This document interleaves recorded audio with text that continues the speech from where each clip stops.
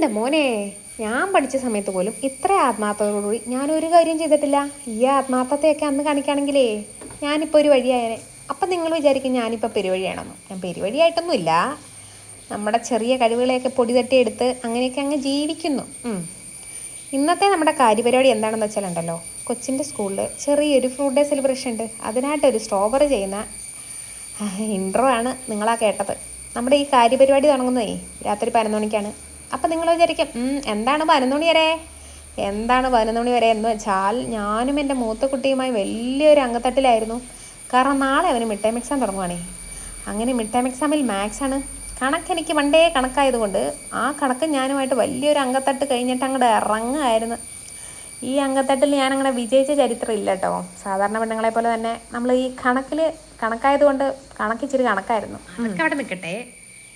ഞാൻ ഈ over focused ആയിട്ട് എന്തെങ്കിലും ഒരു കാര്യം ചെയ്യുമ്പോഴേ എൻ്റെ കൈ പണിയെടുക്കുന്നതിനോടൊപ്പം എൻ്റെ ചുണ്ടുകളും പണിയെടുക്കുന്നു. എന്താണെന്നറിയില്ല. ഇതിൻ്റെ റീസൺ എന്താണെന്ന് തപ്പി ഞാൻ ഗൂഗിൾ വരെ എത്തി. അപ്പോൾ ഗൂഗിൾ പറയുന്നത് നമ്മുടെ മൗത്ത് മൂവ്മെൻ്റ് ഉണ്ടാകുന്നത്, കൈ ചലിക്കുന്നതിനോടൊപ്പം നമ്മുടെ മൗത്ത് മൂവ്മെൻ്റ് ഉണ്ടാകുന്നത് നമ്മുടെ മോട്ടർ കോർട്ടെക്സ് ഭയങ്കര ക്ലോസ്ഡ് ആയതുകൊണ്ടാണെന്ന്. എന്ന് വെച്ചാൽ നമ്മുടെ ബ്രെയിൻ കൊടുക്കുന്നത്, നമ്മുടെ ബ്രെയിനാണല്ലോ നമ്മളെ പണിയെടുപ്പിക്കുന്നത്. നമ്മുടെ കൈ ചലിക്കാനായിട്ടുള്ളൊരു ഇൻഫർമേഷൻ കൊടുക്കുന്നതിനനുസരിച്ച് നമ്മുടെ ചുണ്ടിൻ്റെ മസിലുകളും ഒപ്പം പണിയെടുക്കുന്നു. അത് എല്ലാവർക്കും ഇല്ല കേട്ടോ, ചിലർക്ക് മാത്രമേ ഉള്ളൂ. എൻ്റെ അമ്മ എപ്പോഴും പറയേ, നമ്മളെ ഒരു കാര്യത്തിൽ ആരും മാറ്റി നിർത്തരുതെന്ന്.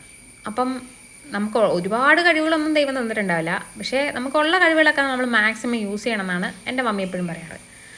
ആദ്യം എനിക്കതൊന്നും മനസ്സിലായില്ലേ. പിന്നെ നമ്മളെല്ലാ പണിയിലും നമ്മൾ ഇൻവോൾവ് ആയി കഴിയുമ്പോഴല്ലോ നമ്മളെ കൊണ്ട് എല്ലാ പണിയും ചെയ്യിപ്പിക്കും. ഇപ്പോഴല്ലേ എൻ്റെ കുട്ടിക്ക് മനസ്സിലായത്. അങ്ങനെ കണ്ണുകളൊക്കെ ഓവർ സ്ട്രെയിനായി. എൻ്റെ കുട്ടി സുഖമായിട്ട് കിടന്നുറങ്ങുന്നു. ഇങ്ങനെയൊക്കെ ഞാൻ കഷ്ടപ്പെടുന്നത് എന്തിനാണെന്നറിയോ? അവൾ രാവിലെ എണീക്കും, അമ്മയെ സൂപ്പർ എന്ന് പറയും. ആ സൂപ്പർ കേൾക്കാൻ വേണ്ടിയാണ് ഞാൻ ഇത്രയും കഷ്ടപ്പെടുന്നത്, വേറൊന്നിനും വേണ്ടിയില്ല.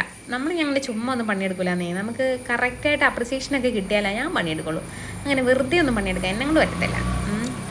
നമ്മുടെ കാര്യപരിപാടിയൊക്കെ അവസാന ഘട്ടത്തിലേക്ക് എത്തിയിരിക്കുകയാണ് കേട്ടോ. ഞാൻ കുറച്ച് വായാടിയാണെന്ന് നിങ്ങൾക്ക് തോന്നല്ലേ? ഈ വായാടിത്തെ ഇഷ്ടമായെങ്കിൽ നമ്മുടെ അക്കൗണ്ട് ഫോളോ ചെയ്ത് കൂടെ കൂടിക്കോളൂ. നമ്മുടെ വാർക്കുട്ടി ഹാപ്പി ആയിട്ടുണ്ട് എന്തായാലും.